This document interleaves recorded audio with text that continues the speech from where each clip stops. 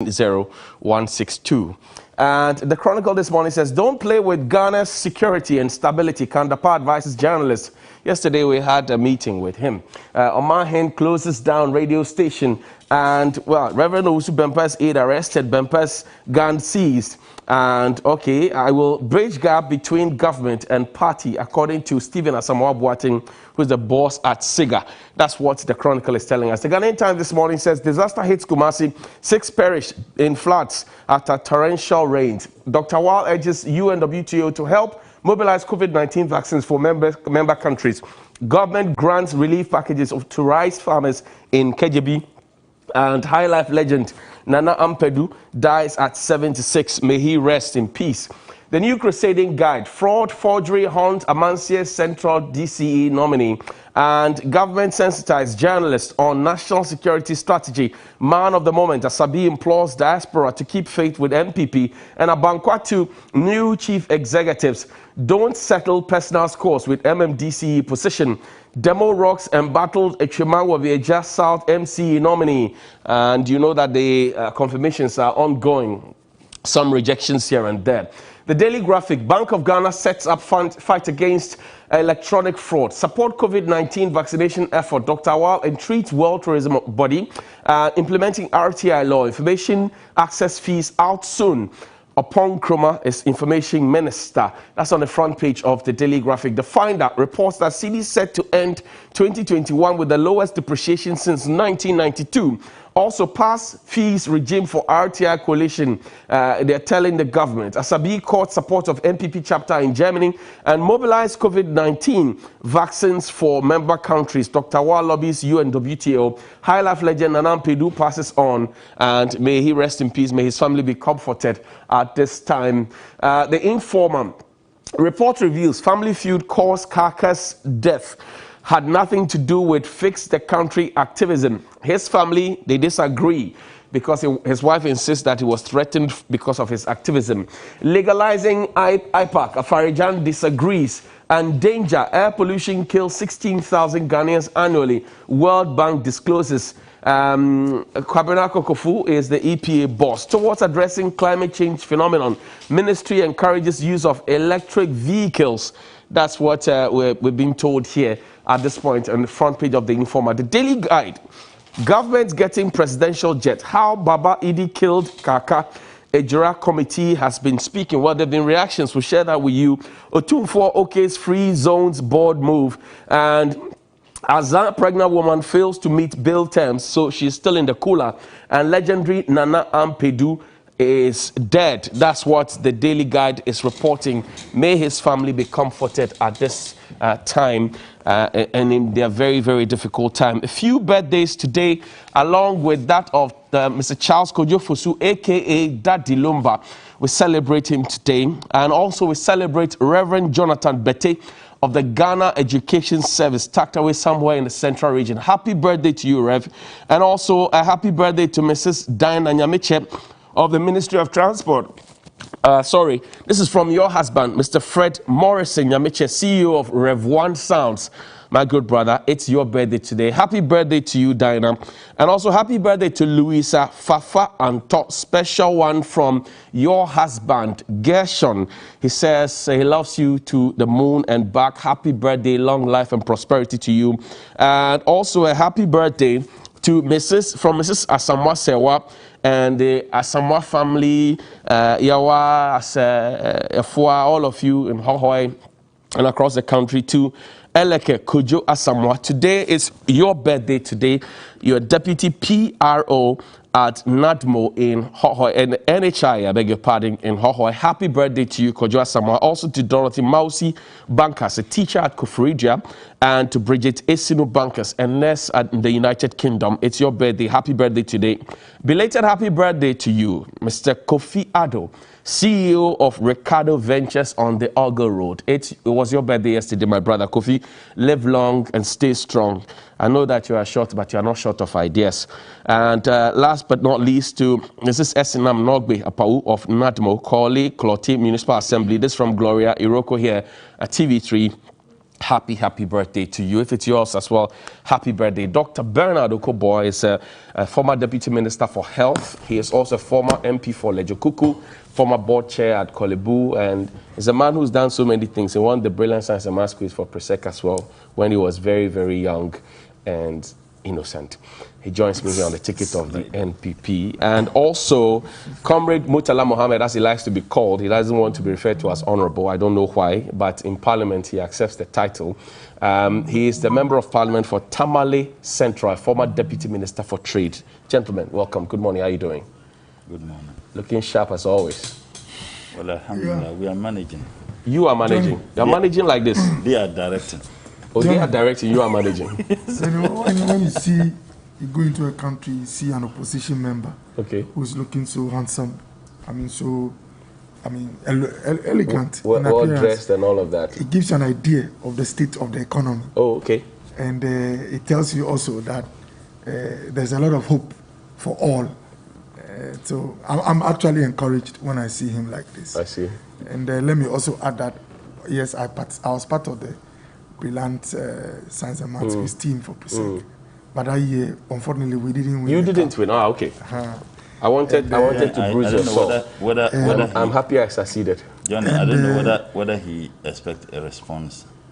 Do you have a response? Do you rebut such a thing? No, the only thing I have to say is that when you begin to assess people's condition at a distance, you would have the kinds of problems. But I'm so close. No, you'd have the problems. You have the problems we have in this country because within the four corners of Flagstaff House and within the circles of the MPP, they are eating uncontrollably. The presumption is that everybody in Ghana must be doing well. I didn't know that he expected me to be wretched. That is the mentality of my friends. Anyway, it's good to be here with him. On the face value. So I'm saying that I didn't know. You see, don't assess the other Ghanaian like myself at a distance. Oh, but we are close. You see, even if we don't have anything, we need to appear good. Cleanliness is next to godliness. Now he's telling us that all of us must be wretched. The people on the street will be very angry at me. Look, it's Wednesday and my agenda for COVID is still on. I'm happy that we're all wearing our face masks. There's a vaccine rollout that's going on. Let me give you 2 minutes again, maybe make a strong appeal, particularly to the Ghana community. I'll give Murtala the same to encourage people to observe the protocols and to go and take the vaccines in a language that they can understand. Oh, thank you very much. Wanda mafia moshi, oba pa faini, mafia mo, especially mafia money above 50 years or more. Ke ogbuko COVID chufan, oba bomode no benke, hospital ni yo, hini o yo district no yo. Bi ane wana chufan san ewokote abahaboiko. Wana ke many COVID nyo igba na keji obuko chufa enyo ehio owalayo ode o ba pa fa ni mo fiam especially ke oye 50 years and more bomodeni oya gbuchufa ko ye any medical condition to my blood pressure diabetes no it's good ake oya ni oya gbuchufa on danifension honorable to that's ba mbanama manama nana mana fana mana nachin tabne pasara nta so kammi dorshel dem maltoma lala duroma de nyala dorshele don lu duniya zaha ndinya via pam kanadira to dum mi nya via ma dibma di nan ka anya yili dana ka kon anya velbno ma zo de nyala ben shaadin yan cha pa biya pa ba kam lepa koya ka be ka lep pipsi be shukru bedala fi design nyala de nya musugo duruma mi de mal tabu ma shel nyame na chan ntichibe sherboma lala sherboma ay chible kazan jelna woni nta de nyala ban shadan ta zan jande duruma sherboma mi de chibma ka sampo abi tafa kan yo so kam pam mo manga nyande bi aya bi afonni bi lol kam ambi nta de nyala ban shadin yan kana ntichib nirbo yole nyande nan zan chile pam ma ka chan ngba te chibe sherboma de yen chaati tuhe nku dor yel shelden kana antidinya via pam kana diroma den zon pam la so kam jande ne te pang te ma ka te chante chibla la sheruma a chibla yim le nan ka lan chibla buyi to hal silmin tan ban to chibla butagba den zon a chibla yim lan chibla buyi de nyala ban shadin yan ta zan jande doroma tin lan pang sem nyam ban yen kura anyen kura pa ben nin kura pa yum pe no ne chenji bar nan zan chile be pang ba mang pam ka chante chibe sheruma de yan chaati to nyang dorbin biamo mpo he ka papam. Okay, so you heard it. The interpretation will be different, but I like the language. The Ejura report, after the long wait is out, some security experts and analysts have been responding to it. First, we'll hear from Professor Kwesi Enin, and then we'll listen to Professor Vladimir Nchidanso, who was a member of the committee, and then we'll come back in studio and have a conversation. You do know that the family have rejected large portions of the report, suggesting that it was a family feud that caused the death of Kaka. Now, they are saying that that cannot be correct, and you also know that they are in court. But first, take a listen to the security experts, and we'll come back in studio to have that conversation.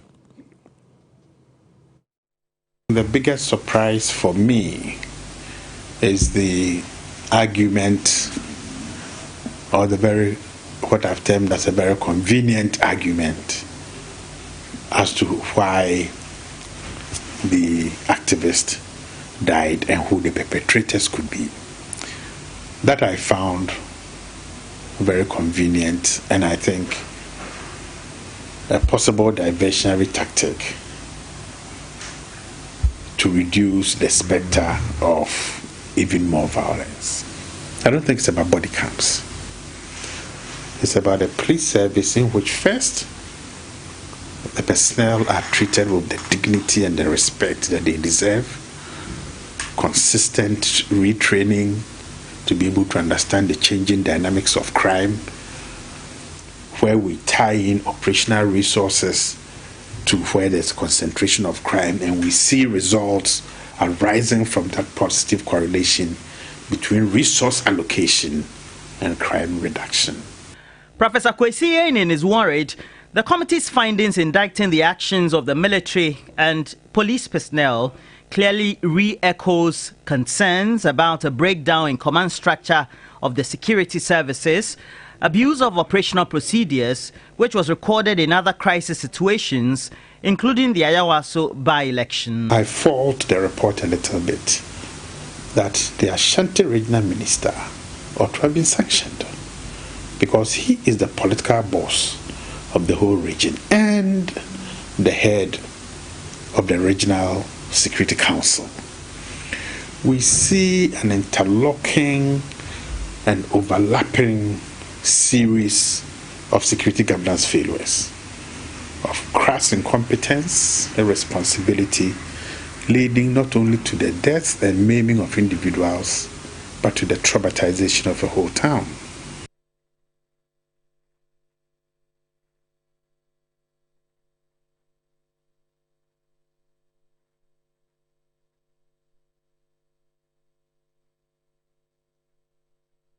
So that was Professor Kwesi Enin. Let's hear from Professor Vladimir Nchidanso, who was also a member of the three-member committee that the president, per the direction given to the interior minister, set up to probe the disturbances at Ejura.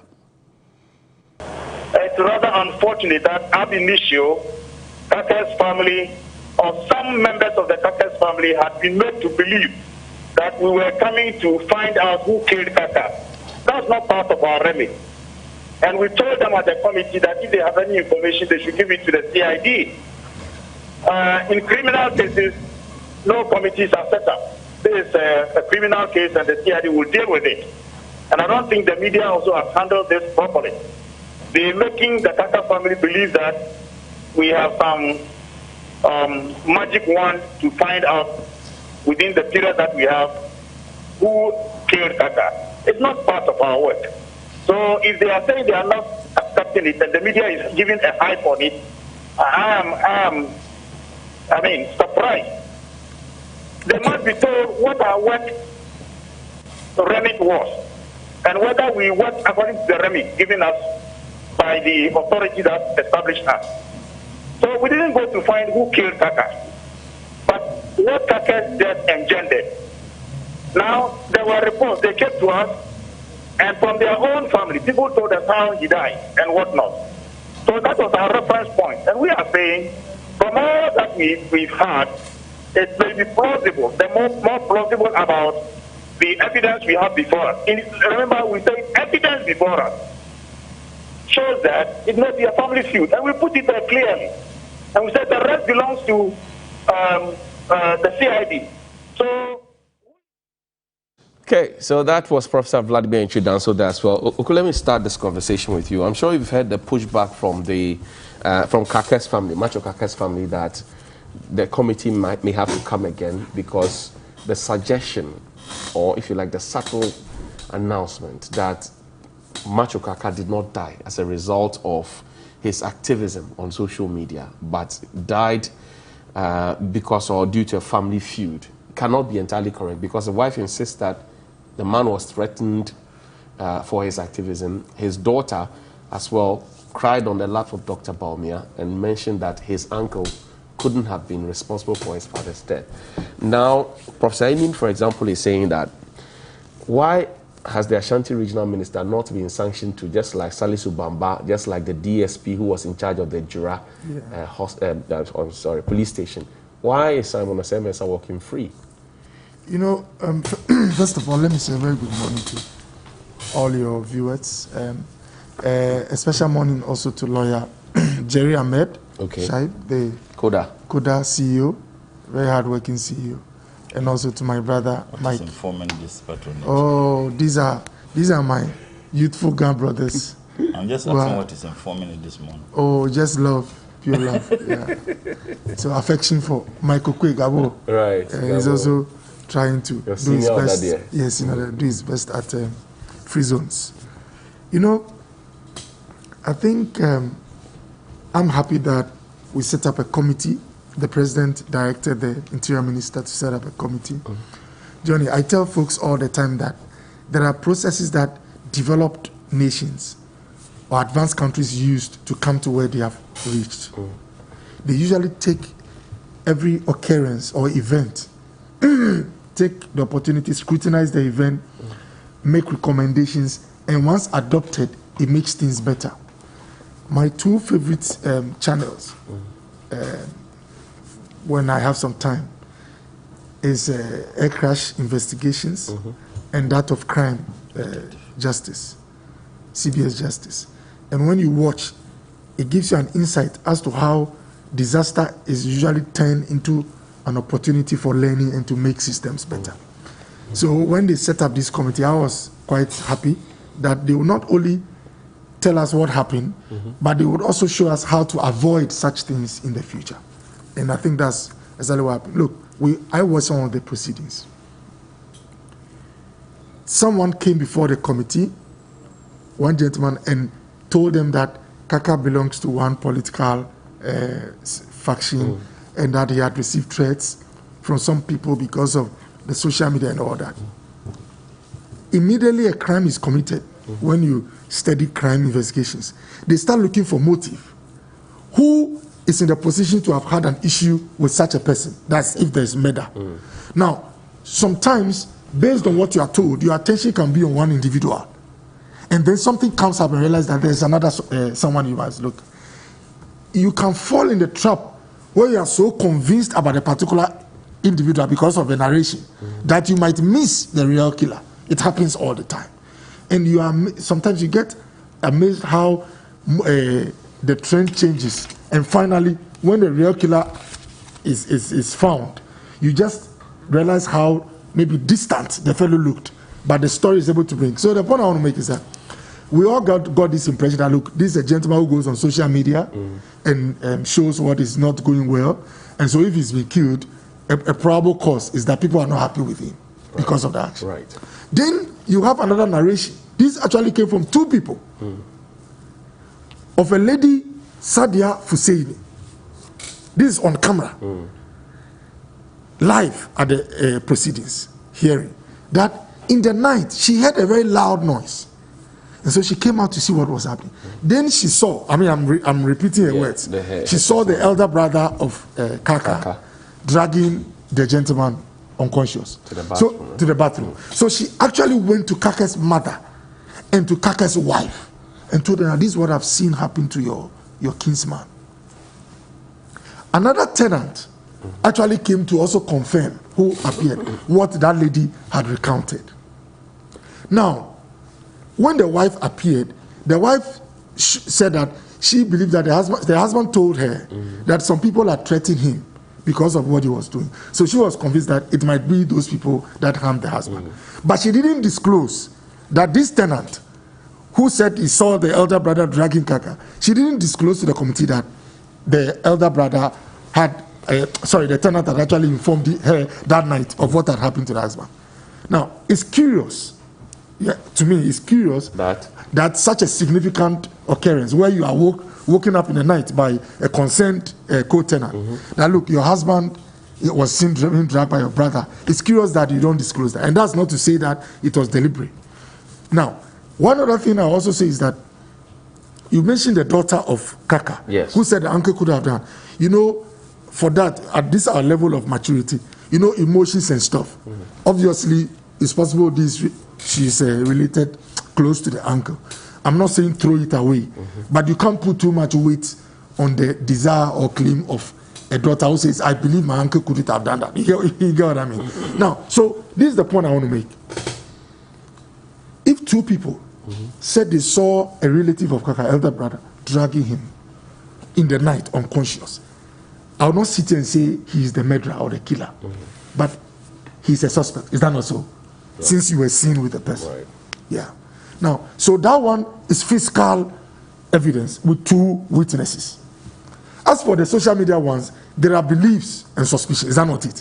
It is also possible that could be there. But then the wife endorses that claim. Yes. And then the daughter subsequently will come. Yes, the daughter tells you my uncle cannot, based on how he sees the uncle. So now the question is, why would the committee believe the co-tenants or the neighbors? Johnny, so this is what the daughter and the wife. So let me quote what the committee said. He said, I'm reading paragraph 10, which is very important. We, after careful examination of the evidence relating to the events preceding the death of Kaka, are convinced that, now listen, the evidence as testified by Sadia Fuseni, that's the tenant who saw Kaka being dragged by the brother, Sadia Fuseni, is more reasonably probable. The words chosen are, it speaks to probability. Right. It's not categorical. It's more reasonably probable than the unsubstantiated evidence of Abewakas, the gentleman who said Kaka is a social, Abewakas and Sahada Hudu, the wife, which are more speculative. And what they've stated here is also, based on what happened at proceedings, is also factual or substantive. Okay. That the co-tenant spoke actually to the physical body of Kaka being dragged by a brother. Okay. That is someone in the act, physical. Unlike that of the wife, which says that he does stuff on social media. Okay. People don't like him for that. So it's possible. But Professor Vladimir Chidanso said that their mandate, their terms of reference, did not include finding who killed Kaka. Yeah, so why did they venture into that? So Johnny, so normally what happens is that when a committee or anybody does work on an issue, once they don't have the mandate to speak categorically, if they had a mandate to find the killer, they would have said, based on our work, the killer is this person. But because what they are doing, there might be findings that have some bearing on probability. And you know, I can go to court and say that, oh, based on ABC, the killer probably is Mutala. No judge will say that I've committed some grievous crime by trying to say who the killer is. It can't be me. No, I'm coming. Okay, sorry, let me use that. But you see, words are important. When you say, based on what you found, there's reasonable probability that the cause of the murderer can be this guy instead of the other. You are only speaking to chance based on what you have gathered. And look, this is material evidence, the things that came out from the committee. Even the courts, in their proceedings, if they get the comments that have come for such people, anyone who is the prosecutor can submit the proceedings in this hearing to be the judge. Say nothing convicts a man faster than his words. Exactly. So when a judge has before him comments from tenants who were was the witnesses to what happened, versus a thought or a belief of how an uncle is like. He looks so nice. You can imagine what the judge will put weight on. Now answer my first question. Why is Simon Osei-Mensah walking free? Well, the MCE is gone. Yeah. The DSP in charge of operations at the time has gone. The military lieutenant has also been cited for punishment and redress. Yes. Why not Simon Osei-Mensah, who is the security and political head of the entire region? You know what? Who actually called the military in? There's a tendency for someone watching to think that in my attempt to answer this question, I am saying that whatever he did, to me, it's absolutely in order. That's also not to say that there were issues. But the point I'm making is, because you've asked me, I got to share my thoughts. Johnny, if you watch any individual that was mentioned explicitly by the committee to be dealt with, either transferred or sacked or whatever, they cited the actions of the person and how it contributed to what happened. Right. So the MC, based on the bad blood between his supporters and the others, he had to go. Continuous stay can be cause for tension. Then the police commander, they felt that, he's not applied tact enough, and they even mentioned his incompetence. Now, you see, sometimes it's the arrangement we have, legal, when I say legal arrangement, what the Constitution or our laws prescribe, that sometimes might appear to be the cause of suspicion or a problem. You see, you have a situation where, over the years, the head of the Regional Security Committee is in quote a politician. Right.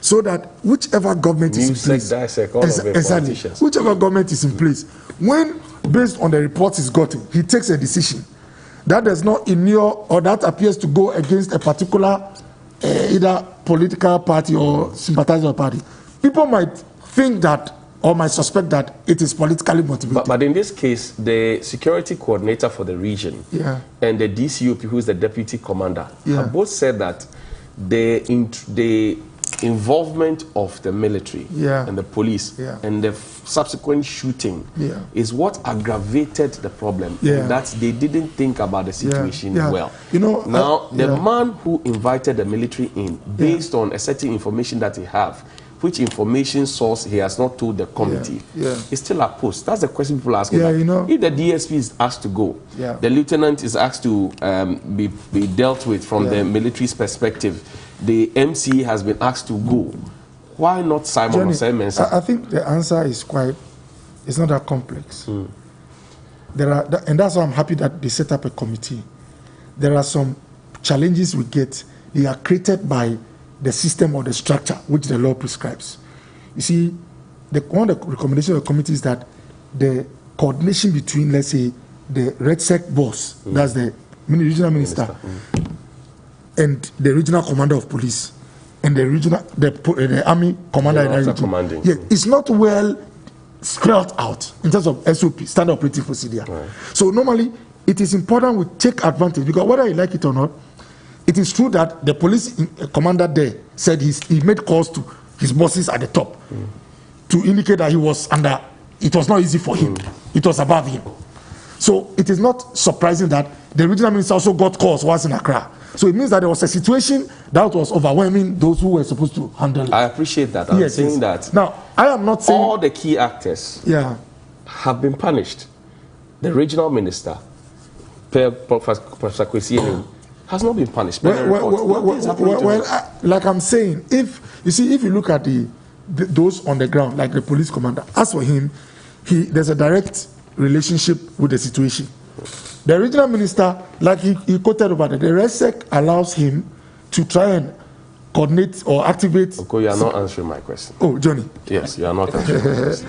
You see, my question is direct. Yeah. I know you understand my question. Yeah. But you are not answering my question. No, you see, you are explaining my question to me. It's not. You see, culpability. In his case, to be honest, culpability is not that explicit or straightforward. Okay. Because he sits at a place where when he gets let's turn it around. let's assume when he got the course in Accra, he discarded the course. That is not what we are talking about. Now you are getting into probability.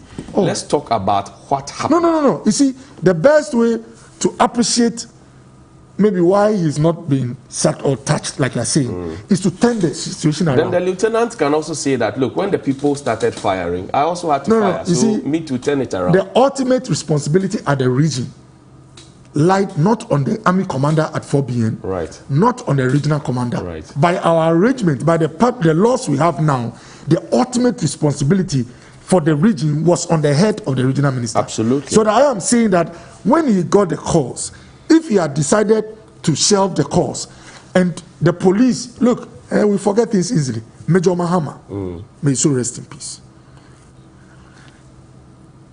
It was a similar action where citizens in the country are not, let's say, happy with. You know, they had issues with soldiers protecting mines and all that. At the end of the day, an army officer was murdered in a cruel manner. These guys, all the witnesses said the atmosphere was very charged. And even with the presence of the soldiers, the crowd were not in any mood to leave. So the point I'm making... The committee report said the presence of the soldiers and the shooting aggravated the situation. That's what they said. And one thing I also want to say is that... Let me Johnny, go to Murtala. Let me conclude. You've been speaking for 20 minutes. Really? Yes. Because Johnny is asking too many questions. Let me go to Murtala. It's okay. All right, let me allow Murtala. Murtala, let me start with the regional minister angle. And the report is clear. All the key actors have been giving some level of punishment or reprimand. But Professor Kwesi Enin says that why not the regional minister? Because all of them yield to him. Johnny, let me say good morning to you, my friend, who is chopping even in opposition, in government in opposition. And I'm so surprised that President Nana Addo hasn't seen the need to give this gentleman a very good and befitting appointment. He did a lot for the party, and he ought to have known that that seat he has been an NDC safe seat. So if his crime is that he lost that seat, I think that President Nana Addo is being unfair to you. You are not happy I'm saying it, but that's the fact. But that's the fact. But others who also lost their seats, if that caveat worked, had been given appointments. The MPP is a conservative party. They hardly see young people grow. You must join a queue. NDC, join it today. The next day you can even vie for presidency of the party. That is why progressive people must join the NDC, because that's the only party. That's not what we are talking about. That is the only party that gives you space. It doesn't matter where you are coming from. Not what we are discussing. It doesn't matter your social strata. It doesn't matter your background. You can still have the same opportunity to operate. And that is why the NDC. That is why the NDC has produced presidents of all groups in this country. They haven't. They are yet to do that. So the president has been unfair to my good friend. He's my friend. That's why I'm concerned. Johnny, it says very soon. Johnny, I pray and I hope so. I am particularly concerned about any discussion we're going to have here. As a Muslim, I need to be very conscious of making false claims and accusations. And Abu Dawood reported that if a person makes a false claim against somebody, that in the hell you will put in a place they call Rahatul Khabal, reported by Abu Dawood. That is where the poo or the blood of the hell dwellers are going to be. So I am particularly concerned, and I guess all faiths, particularly, you see, it's MPP for you. It's okay. But particularly under this circumstance, you would find some of these things happening. But let's begin to look at. Let me answer your question first before I look at the issue. The regional minister ought to have been sanctioned. Why do you say that? He detailed the military to go there and engage in that shooting. And he defended that reckless action.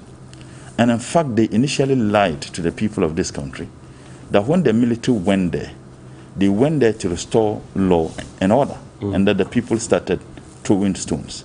This committee has established that that account was not true, that nobody threw stones. When they went there, they started shooting. That is one thing. And I think that he participated in lying to the people of this country as what happened. And in any case, as the regional security, chairman of the REPSED, does he take decisions alone, or he consults those who have the expertise in terms of security before decisions of such nature That's are taken. supposed to be the case. Yes. So I get the sense. He said he got a call, his own account, and he asked that they should go. What intelligence did he have? Who gave him the intelligence? And I think that I am not surprised that this man is walking free. Why? Why? The Minister for Health himself, who came out and messed up and lied to the people of this country, is still at post. Tell me one single person who has done this and the president would have the balls to sack or sanction such a person. He won't. And I said it here that such people will never be sanctioned. Let me also state that there have been that deliberate attempt now to describe the family of Kaka as criminals, to describe them as those who have occasioned the death. Look at the headlines in one of the pro-government newspaper, Daily Guide, how Baba Idi killed Kaka. Very reckless, very irresponsible. But the kill is in parentheses. It doesn't matter. How many people would appreciate what they put there? How many people? Use my media. How many people will appreciate it? How many people will appreciate that the purpose of it's an intention? Look, there is like a prepared script. And listening to my friend and listening to another MPP communicator with whom I shared a platform yesterday, it's the same narrative. And you have Daily Guide on their pro-media houses going on that same narrative. Let's see how we push the blame on the family of the victims themselves. And that is precisely what this government is doing. Where has empathy gone to? Where has sympathy gone to? I think that if sympathy and empathy have all traveled, I plead with the president that they should allow it to come home.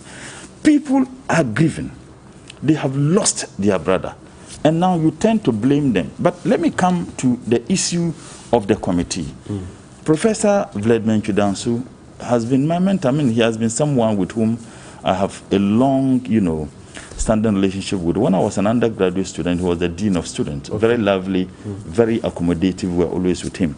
When I went to do my second degree at Lesiad, he was my lecturer. He taught me international economics and a very outstanding lecturer.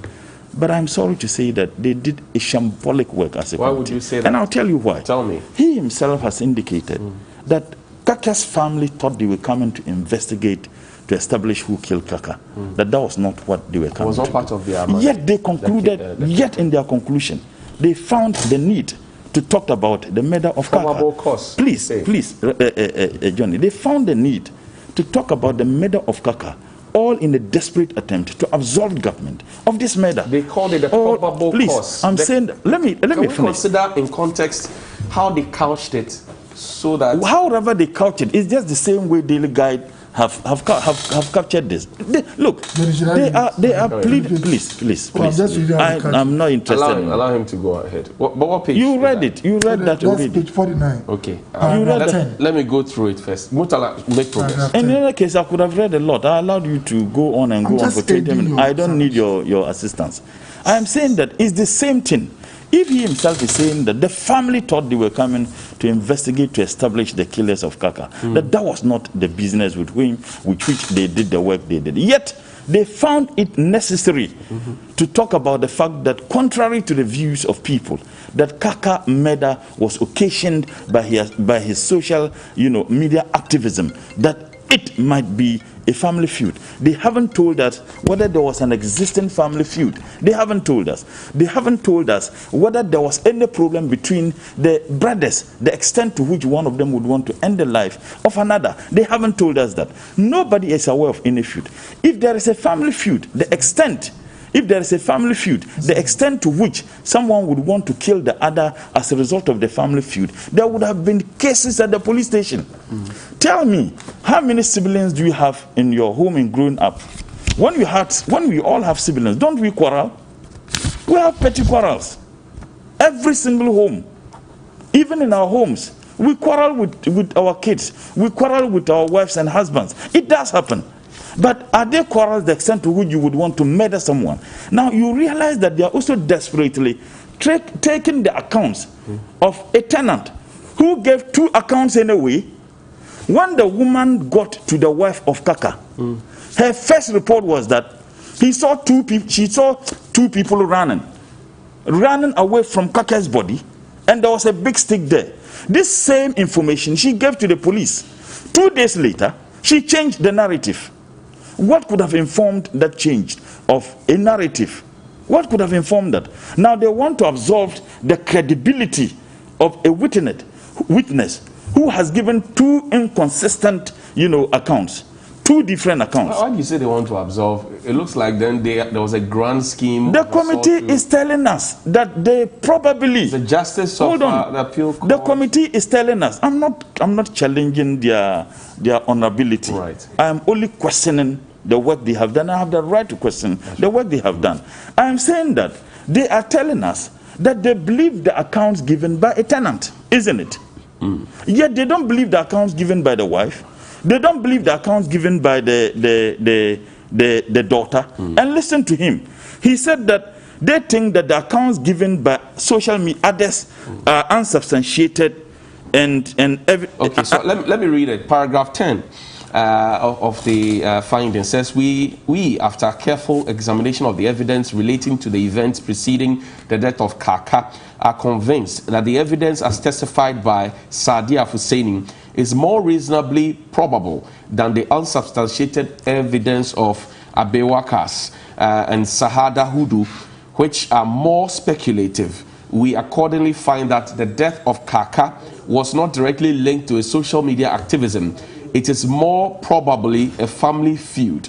This is also supported by the testimony of Aminu Mohammed, a resident of Ejura and a friend of the late Kaka. So on both ends, they're saying the probability that the pendulum each of the members of the committee can they look straight into our faces and tell us that they don't have problems within their families?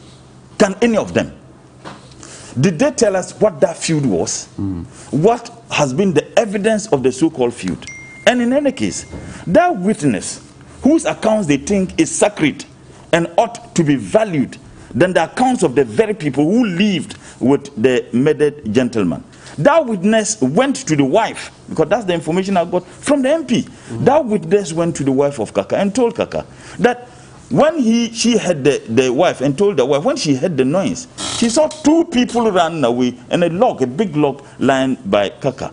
And then the next, and gave him, I'm also told, she gave the same account to the police. 2 days later, she gave the second account for which they came to the conclusion. How do we ensure that tension doesn't brood in that part? I will come to that. Because see, we had occasion to take the chief imam there.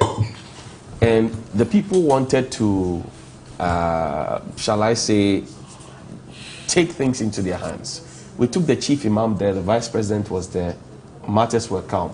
But now the family are saying that, well, we have seen the report now, which was released in July, and now we're getting it. They're saying that it doesn't represent what happened on the ground.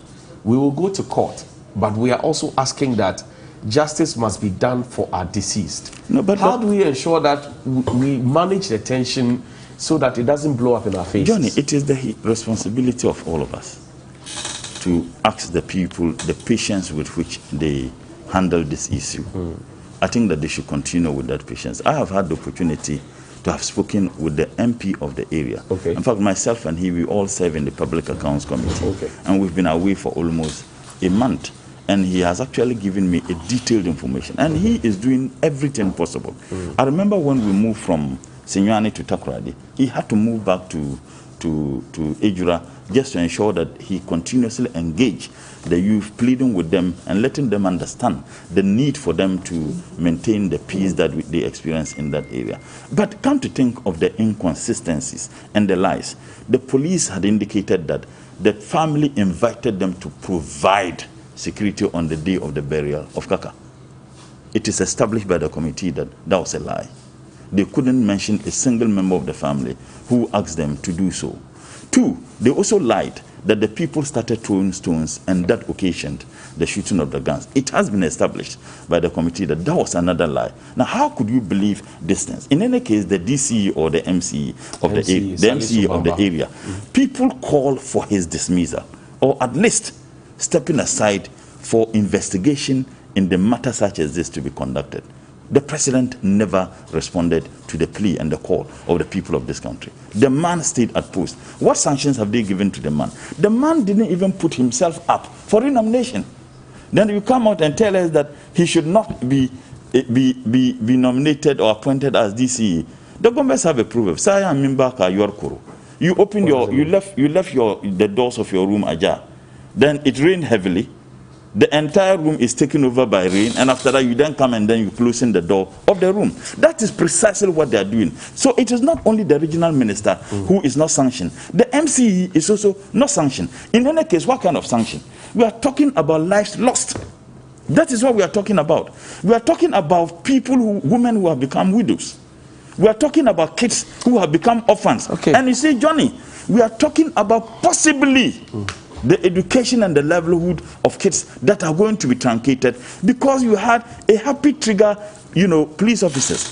I have said repeatedly that I will respect decent-minded security forces any day. John, in the night, you and I sleep in our homes with our wives and kids. You find police officers who left their families, their wives and children at home, just to ensure that myself and you, we are protected. You find policewomen who leave their husbands at home, just to ensure that myself and you are protected. So we need to commend their action at any time. But when we have recalcitrant, the minutest part of the police service who engage in some of these things, we need to talk about it. We need to ensure that they are dealt with, so that they cannot send the entire, distinguished and enviable profession of the security agencies to disrepute. So this attempt by this government to now blame the victims of Kaka and the other people is unfair. Let's bring Cookie in. Cookie has some messages. Did the government do the work? Well, he said this attempt by the current government. But who did that? It's a committee. Who is responsible? Your professor, your mentor was the one who... Why? Did I am saying this, but he didn't publish this. What we just sat here trying and intelligently to blame the family for the murder of Keka. It is no probability. Okay. When there is evidence, there is evidence that the guy reported. There's a pretty lady behind you. There's a pretty lady behind you. Well, Anjuna Kutia says the committee's finding is meaningful and may not be far from the fact findings from the witnesses who happen to be tenants, but they should have let us know about the family feud that led to the death of Kaka for the public to judge. I'm really disappointed in the late Kaka's wife that she hid the truth before the committee to betray her husband about what she had heard about who killed her husband. Regards to Chairman Kisi of Eastern Region MPP. Johnny, my biggest surprise of this month is the Ejura report. I thought the committee members were going to learn something from the past committee's reports. Johnny, this report is empty in fact. It's a poor job done by Professor Danso and his team. Triddles sent in that one. Now, if they do not go to find out who killed Kaka, then why does the report say it was a family feud that killed him? PNKB sent in that one. Please, kindly let Dr. Okoboy know that nurses on rotation are suffering. Their allowances are still not paid. He works with nurses and he knows their plight. Johnny, so Kaka's family will be compensated? If yes, then why? Because the so-called report said he was killed by a family feud. And again, why would the committee believe in someone else's report than his wife's report? I can't think far. Ismaila Huraya sent in that one. Now, this one says, I can bet my last peswa that the concluding paragraph of the Ejura committee report may not have come from the committee. How can Professor Enchidanso be telling us that they didn't go to investigate the death of Kaka and at the same time concluded that the death of Kaka may have been as a result of a family feud? If the committee was able to attribute the death to a family feud, then why can't they explain the death to the family but are rather directing the family to the CID? Jojo from Doma is asking, buy a new jet for what again? Since we have a functional one already, we do not need a new one. That money should be used to create more employment or even pay the NAPCO beneficiaries their arrears. Emmanuel B. Isaka from Garu District in the Upper East Region sent in that one. Johnny, morning to you and your panelists. Please, next time you would have to talk, next time you speak to Professor Vladimir Intridan, so kindly ask him if their mandate was to find out who killed Kaka.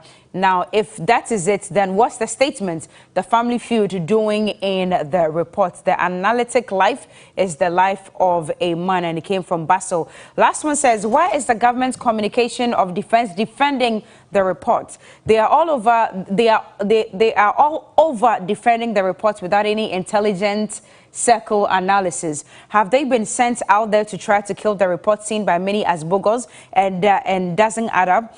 If you were not asked to do findings on Kaka's death, then why conclude his death was as a result of a family feud? It does not make sense to me. Okuboy, protect your career and the goodwill you have. Be objective on this one, please. And it's coming from Amos in Teshi Ajemi. What point?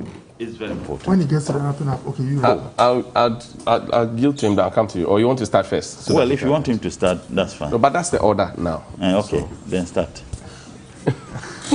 Johnny, you know, I think the details are important. Mm. Sometimes emotions can make you get things wrong. There are people in this country who want to pour libation to curse a regional minister because he had said that a particular pregnant woman, alleged pregnant woman, who was kidnapped, actually faked it.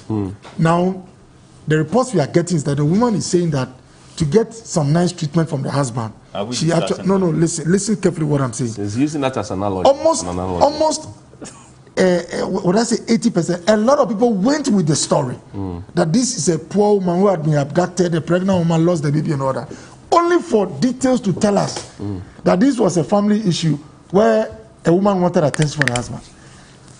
We should be careful how we conclude on things. I have never sat here to say that it is Kaka's brother that killed him. I am saying that based on the people who appeared before the committee, two people actually said they saw his brother dragging the physical body. Is that not so? Right. And I said the wife said she believed some people wanted to kill the husband. The husband had told her. And I said one had to do with what the husband had told her. Another account had to do with physical handling of the husband's body. You understand? And I said when you judge you weigh the two on a scale of evidence, physical account of someone dragging the husband carried weight. You understand what I'm saying? But all this will be in the bosom of a court. You see, people are writing that, oh, why did the committee conclude? Please, it's English that was written. When someone says that there's a reasonable probability, the person has not in any way said that that's what happened. Then the question comes, like somebody asked now, and I wanted to ask that question. If you have not concluded, what's the compensation for? No, I mean, what are you compensating for? You say, so let me go back to the analogy you used. That this lady faked her pregnancy, the people went with her, now it's been found out she faked the pregnancy, she's in court. Nobody is compensating her. No, I stand to be corrected. Why are you compensating? I stand to be corrected. I think the compensation has to do with those who lost their lives. That includes the family of Kaka. Includes the family of Kaka. But the feuding family. The so-called allow me, please. That involves the family of Kaka. Oh, with all due respect, when I read, I got the impression it's those who had been killed. Yes, but money will go to Kaka's family. His wife, his daughter, they will be the recipients of the compensation in respect of Kaka. No, I'm talking about those who were shot and died as a result of... two families will also get compensation. All right, okay. I mean, it's there. But maybe I could read that for you. Yes. The impression I got was that those who saw, because if the matter... will you change your narrative? You see, if the matter has not been determined by the courts, right? I mean, if they ask that compensation be given, maybe it's based on, it might be based on either sympathy or empathy, and not necessarily to say that they believe that, how do you call it? You see, no. I mean, not... Kaka's death was not... please. Allow him, let him wrap up. They've not concluded that Kaka was killed by, let's say, the inactions or actions of an MC or something for which is... So the recommendations, paragraph 1 says, the committee recommends adequate compensation for the families of two deceased persons, namely Abdul Nasir Yusuf and Murtala Suraj Mohammed. Adequate compensation must also be paid to other injured persons, namely Louis Ayikba, 20 years, Awal Misbah, 16 years, and Nasif Nuhu, 30 years. These are names known to the committee. So the compensation is going to... relax. The committee recommends adequate compensation to the families of the two deceased persons, namely Abdul Nasir Yusuf and Murtala Suraj Mohammed. Absolutely. Yes. So Kaka is not part of this. So but Kaka died. No, you don't get me. Please, let's get it. These facts are secret. Precision. The two who died during the protest with the issues with the army. Okay. These are the two that have been mentioned. They are the ones that have been Exactly. compensated. Please, for accuracy and precision. Okay. Kaka has not been captured here. His family has not been captured for compensation. Okay. It's those who died through the routes. Okay. So you are not compensating Kake's No, family? it's those who died through the routes. Because you think he died No, through family, because or probably. because it has not been conclusively established who killed Kaka. That the court will determine. I hear you. Johnny. Yes. You can liken the committee's work with what Martin Amidu did. Oh. Hold on. The one is watching this morning. But do I care? Allow him to. So what? If he's watching, so what? Is it not a statement? He's not here to defend Why? himself. See, Go ahead. But who cannot write? We should debate. The man said he was investigating, what's the name? Ejapa. In his concluding statement, he brought in Airbus. Hold on. It had nothing to do with Ejapa. Okay. They were all, I'm saying that it had nothing to do with Ejapa. all arrangements. Now you have been given references, mandate to do a particular work. You went in there, and for whatever reason, you are bringing in the circumstances leading to the death of someone. What I want, my friend, and all the MPP communicators who are reading from a common script, just like Daily Guide, that the woman, the so-called witness, had informed Kake's wife and the police initially that when she heard the noise and came out, she saw two people running away, and there was a log by Kaka. Yet 2 days later, she gave a different account. So I'm saying that even on the issue or basis of credibility, that is enough to doubt the credibility of the account. But let me come to the regional minister. Finally. The same regional minister, when they killed the boys in Kumasi, he publicly said they were armed robbers. How credible is he? That same regional minister. He said those boys. Said, or the deputy speaker in parliament? Why? If the committee. Yes, he said the guys were armed robbers. But when the committee was set up, it was established that they were not. Which guys? The Kumasi, when they killed we compensated them, right?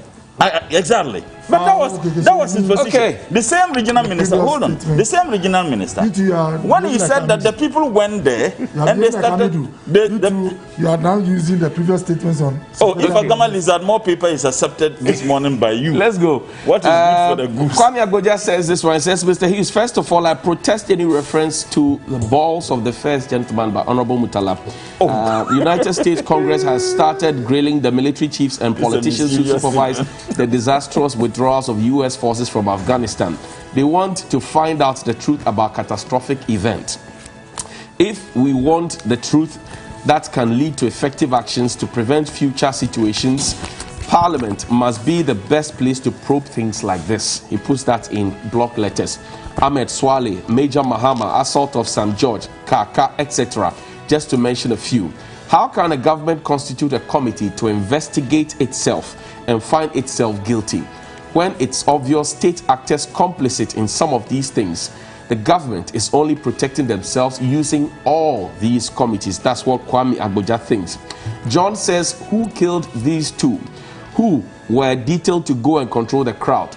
Who went on his knee and shot into the crowd? Yeah. Well, good morning, my brother. Again, we don't know who went on his knees to shoot. Prince Henry Koforidua says, it's very sad that the Ejura committee members are lambasting journalists and media houses for criticizing the work they did for Mother Ghana. The members saying they are above reproach and can't be criticized. Were they not paid for the work that they did? I don't know if they were paid or not, but I wouldn't say that. Well, happy birthday to the Chief Operating Officer of Media General, Mr. Winfred Kinsley Affle. It's your birthday today. Happy birthday, my boss. Live long and may all your prayers be answered and happily so. Happy birthday also to Madame Mary Arthur, AKT Nanaba of the Wutu Bojase. This is from Eric here, TV3. And to Mrs. Esinam Nogbe, Apau of Nadmo, Kole Klote, it's your birthday today. Happy birthday. Belated happy birthday, I should say, to Kofi Addo, CEO of Ricardo Ventures on the Ogle Road. It was your birthday yesterday. Belated happy birthday to you. Dorothy Mausi Bankers, a teacher at Kofridia. Bridget Esino Bankers, a nurse at UK. And Kojua Samoa, Deputy PRO of the NHI in Hohoi. All of you have your birthday today from the Samoa family. And finally, to Reverend Jonathan Bete, it's your birthday today. Happy birthday to you. Did I say finally? Charles Kojo Suda de Lumba. It's your birthday today, Mrs. Louisa Fafa Anto. Special one from your husband, Gershon. Happy birthday. Also going to Dinah Nyamiche. This is Dinah Nyamiche. This is from your husband, Mr. Fred Morrison Nyamiche, CEO of Rev 1 Sounds. Dinah works with the Ministry of Transport. If it's your birthday as well, happy birthday to you. Thank you to Dr. Bernard Okoboy. He is a former Deputy Minister for Health. He is also a former Member of Parliament for the Lejikuku constituency. And to Comrade Murtala Mohammed, as he likes to be called, is the former Deputy Minister of Trade and now MP for Tamale Central. What are you going to say again? We have finished our time. Unfortunately lost one of my branch chairmen. Oh, sorry. A very young boy. I pray that he finds me. Allah forgive him his sins. You know, Chairman Jabbar was so outstanding, a very honest, sincere person. And it's sad that we have lost him. So my profound and sincere condolences. Sorry. Deepest condolences. May Allah forgive him his sins. Yes. But they're living to you too. He should beg for sins. Okay. You hear and you accuse Kake's family for the murder of Kake. I hear you. You are talking about. Thank you very much for coming. I thought you were said, advocating for him to be given a position not a while ago. But it has got nothing now you're fighting him. It has got nothing to do with his insincerity. We'll see you after the break.